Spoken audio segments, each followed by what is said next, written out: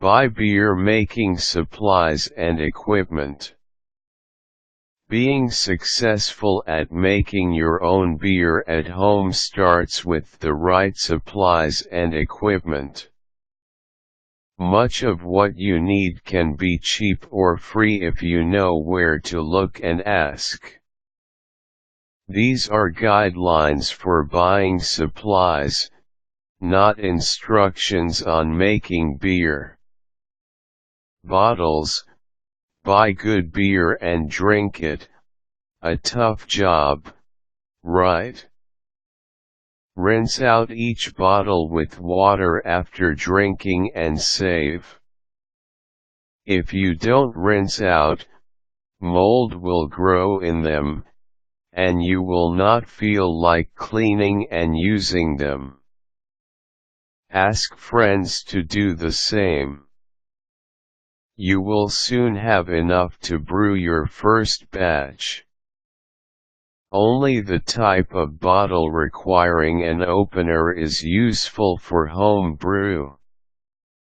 You can't use screw-top bottles. Soak the labels off in a strong ammonia-water mixture. You need about 50 bottles per standard 5-gallon batch of beer, so 8 6-packs is perfect. Boiling pots. Do not use aluminum. You will need at least one stainless steel pot, or enamel with no chips on the inside, that will hold about 3 gallons. I recommend 2 pots. Most home brew is made in 5-gallon batches, so if you don't want to boil and cool things twice, get 2 pots. Find these at thrift shops or garage sales. Bottle brushes and cleaning supplies. Absolutely critical for cleanliness. Contamination is your worst enemy. No need to be extravagant, so buy cheaply at your local supermarket, but you will want to get a brush specifically designed for your glass carboy, if you get one. The rest of your supplies and equipment should probably come from a home brew supplier.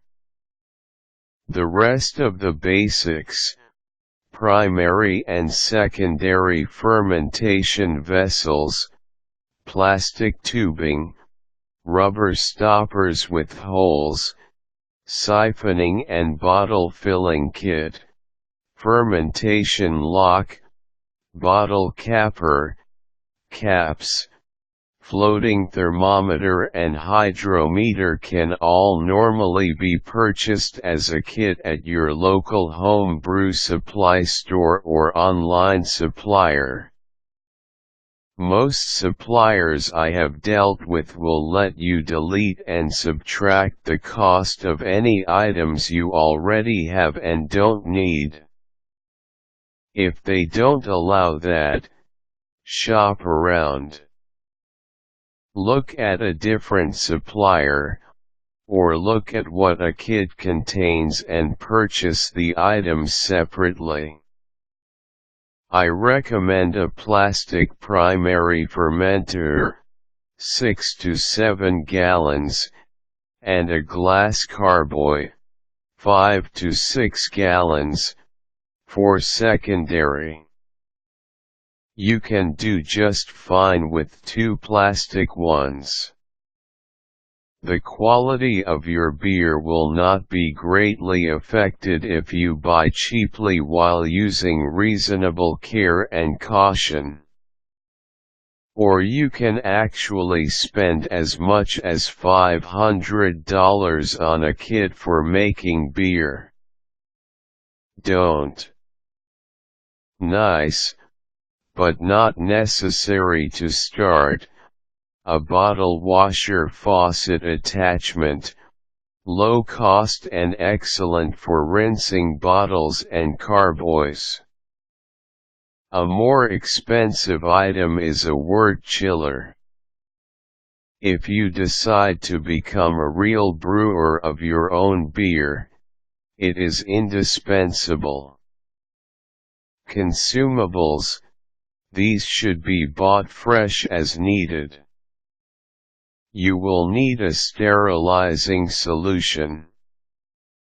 Unscented liquid chlorine bleach is acceptable, but just barely.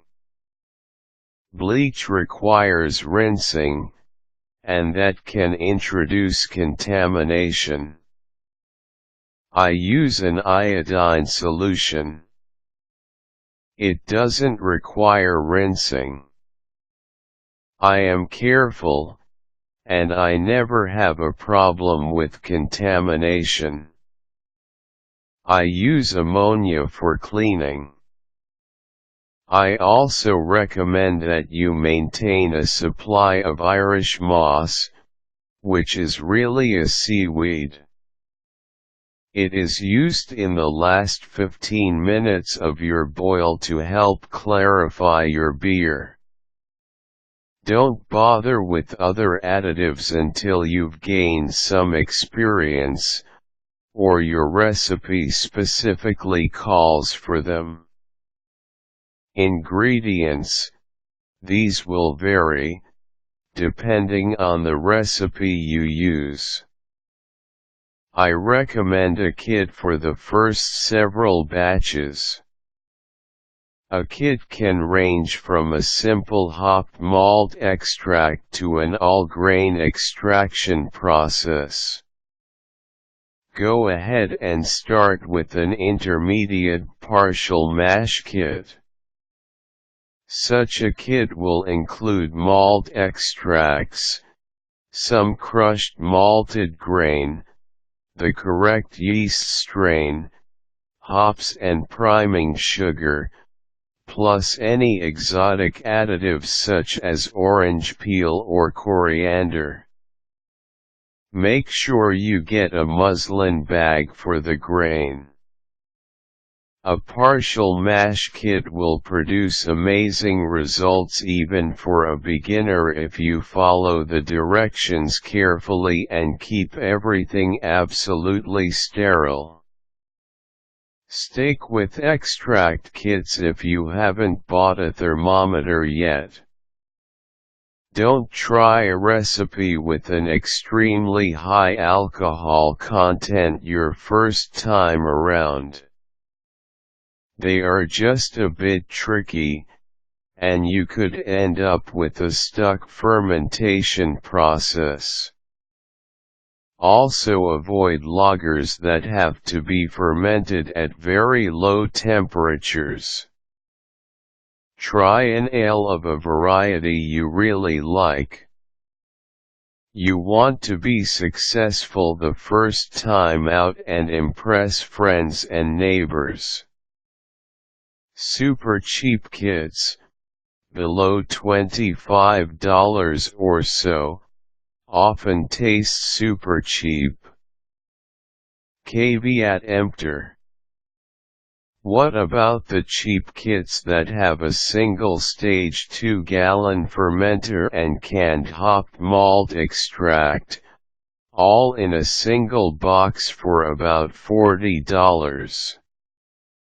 They are actually not terribly bad, but they are not cost-effective or versatile. You will outgrow them almost immediately. They make nice gifts for friends who talk about making their own home brew, but never do anything about it. If they move on and get some serious equipment, they can still use the cheap kit to make root beer. Buy locally or online. I buy locally, and if you have a supplier near you, I recommend you do the same. The costs will not be greatly different than purchasing online, once you balance sales tax against shipping costs. It is also easier to get and give feedback with a local supplier. And, frankly, home brewers are gregarious and outspoken, so you can probably get a lot of free advice while you shop. If you have no supplier near you, then the choice is clear. Just be careful about your online yeast purchases. I use nothing but liquid yeasts, and they are best kept refrigerated until about 24 hours before using them. My bias against dry yeasts is probably unfair, but I have had such great luck with liquid yeasts, I wouldn't consider trying the dry. Online suppliers will ship liquid yeasts in a cold pack, but be careful about the additional cost. Shop around, and go for faster shipping if you can afford it. And one item not listed above, but critical to long-term success, is a good home brew book.